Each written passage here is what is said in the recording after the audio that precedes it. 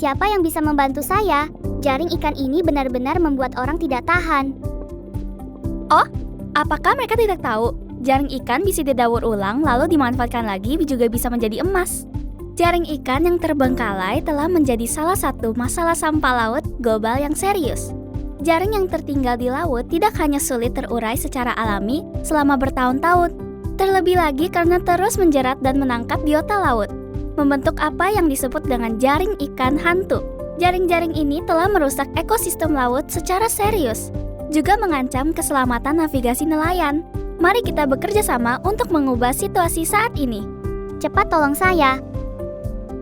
Sebenarnya, jaring ikan dengan bahan yang berbeda memerlukan cara daur ulang yang berbeda. Para nelayan, mari kita pelajari cara membedakannya. Pertama, saya perkenalkan jenis-jenis perikanan yang sering dijumpai, jenis-jenis jaring ikan dan bahan-bahannya. Jenis-jenis industri perikanan yang sering dijumpai di Taiwan bisa dibagi menjadi industri perikanan pelagis, industri perikanan lepas pantai, industri perikanan pesisir, budidaya laut, budidaya darat, dan penangkapan ikan darat. Jenis industri perikanan yang berbeda menggunakan jaring ikan yang berbeda karena perbedaan cara penangkapan dan spesies ikan. Jaring ikan yang sering digunakan antara lain jaring insang, jaring pukat, jaring tetap, jaring tangkap, jaring sangkar, dan jaring perangkap.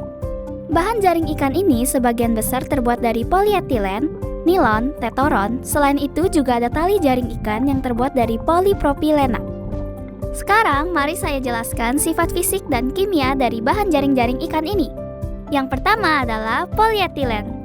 Berat jenis polietilen adalah 0,92 sampai 0,96 gram per cm kubik.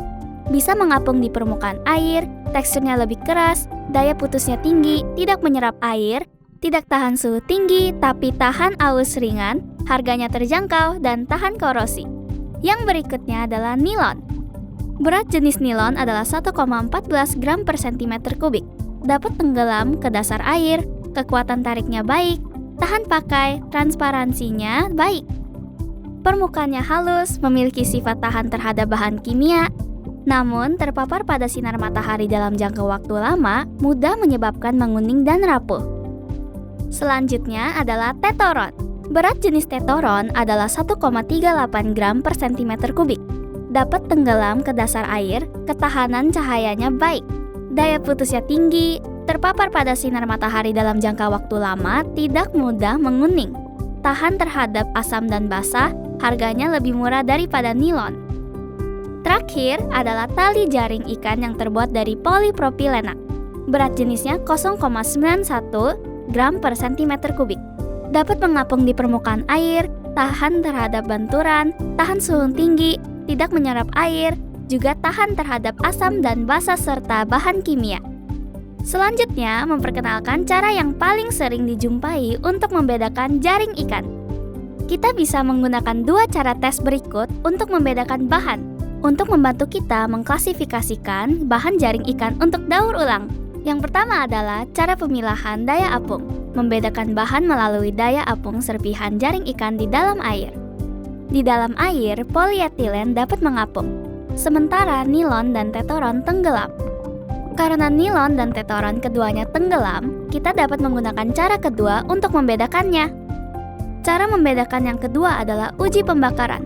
Jaring ikan terbuat dari bahan baku plastik, sehingga kita dapat mengidentifikasi bahannya dengan mengamati tingkat kemudahan terbakar, warna api, dan kondisi lelehnya.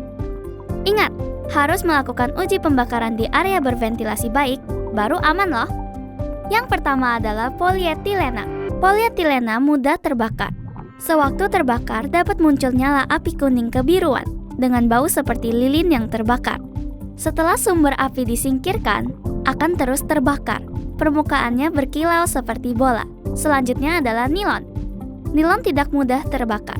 Namun sewaktu terbakar juga akan menampilkan nyala api kuning kebiruan, seperti bau wol yang terbakar. Setelah sumber api disingkirkan, pembakaran langsung berhenti dan permukaannya mengkilap dan kaku. Yang terakhir adalah tetoron. Tetoron mudah terbakar, akan menampilkan api kuning dan asap hitam pada bersamaan. Juga akan mengeluarkan aroma yang harum dan manis. Setelah sumber api disingkirkan, akan mencair dan menetes. Pembakaran berhenti dan tetesannya akan mengeras dan mempunyai permukaan mengilap. Melalui dua cara pengujian di atas, melakukan klasifikasi bahan jaring ikan bekas bisa mempercepat proses daur ulang kita. Oh ya, saya dengar ada proses 3 langkah sederhana untuk mengubah jaring ikan menjadi sumber daya baru. Cepat ajari para nelayan. Proses sederhana bisa meningkatkan nilai daur ulang secara signifikan. Mari kita lihat bagaimana cara melakukannya dalam 3 langkah. Yang pertama adalah pembersihan sederhana. Jaring ikan harus dibersihkan sendiri sebelum dikirim ke tempat penyimpanan sementara. Membuang kotoran yang menempel pada jaring ikan, seperti ranting, rumput laut, sisa-sisa biologis, batu, dan plastik. Perhatikan ya, limbah yang dihasilkan selama pembersihan harus dikemas dengan baik dan diserahkan kepada tim bebersih untuk ditangani. Air limbah pada pembersihan juga harus ditangani dengan baik.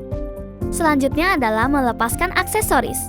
Melepaskan aksesoris pada jaring ikan, komponen seperti pelambung, balok timah, atau pemberat timah, hindari bahan yang berbeda tercampur untuk mencegah tidak dapat didaur ulang. Setelah aksesoris dilepaskan, jaring ikan kemudian disortir dan ditumpuk berdasarkan bahannya untuk memudahkan daur ulang dan identifikasi. Oh iya, tingkat melepaskan aksesoris tergantung pada peraturan masing-masing pemerintah daerah dan kota. Yang terakhir adalah serahkan dan daur ulang. Jaring ikan yang telah dibersihkan dan dilepaskan aksesoris terlebih dahulu diklasifikasikan berdasarkan dapat didaur ulang dan tidak dapat didaur ulang. Lalu serahkan ke tempat pemilahan limbah laut yang ditunjuk pemerintah masing-masing daerah. Area penyimpanan sementara di pelabuhan perikanan, lokasi yang ditunjuk oleh asosiasi nelayan atau tangani dan serahkan sendiri. Selain itu, tempat daur ulang jaring ikan terdapat area penyimpanan sementara, daur ulang yang didirikan di pelabuhan perikanan, serta tempat pemilahan limbah laut yang dibangun oleh pemerintah setempat. Area penyimpanan sementara pelabuhan perikanan terbagi menjadi dibuka pada waktu yang ditentukan atau dibuka sepanjang waktu, tergantung pada keputusan unit manajemen masing-masing. Area penyimpanan sementara pelabuhan perikanan juga bisa menuju platform informasi geografis Departemen Konservasi Laut untuk mengecek informasi yang berkaitan.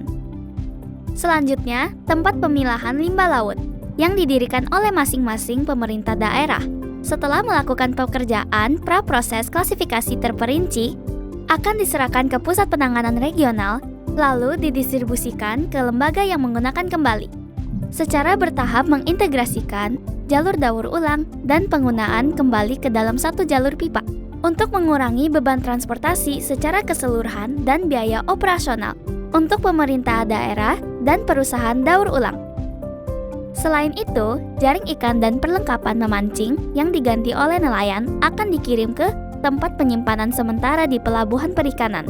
Tergantung pada nilai daur ulangnya, akan dikirim ke tempat penampungan sementara pelabuhan perikanan atau tempat pemilahan limbah laut untuk didaur ulang dan digunakan kembali. Melalui perusahaan daur ulang serta pengusaha yang mendaur ulang lalu menggunakannya, memberikan kehidupan baru kepada jaring ikan ini dan perlengkapan memancing.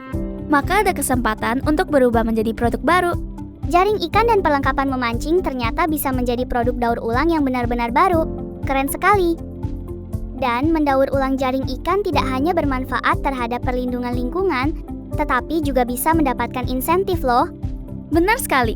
Demi meningkatkan keinginan nelayan untuk mendaur ulang, ada banyak pemerintah daerah telah menerapkan program daur ulang jaring ikan. Dan juga ada sebagian kabupaten dan kota menawarkan hadiah daur ulang, seperti penukaran barang kebutuhan sehari-hari, atau melalui pemberian bonus uang untuk mendorong nelayan mendaur ulang jaring mereka. Hadiahnya ada di depan mata, cepat datang dan berpartisipasi dalam daur ulang jaring ikan. Melindungi lautan, setiap orang juga bertanggung jawab. Mari kita bersama-sama mendaur ulang jaring ikan, mengubah limbah laut menjadi emas.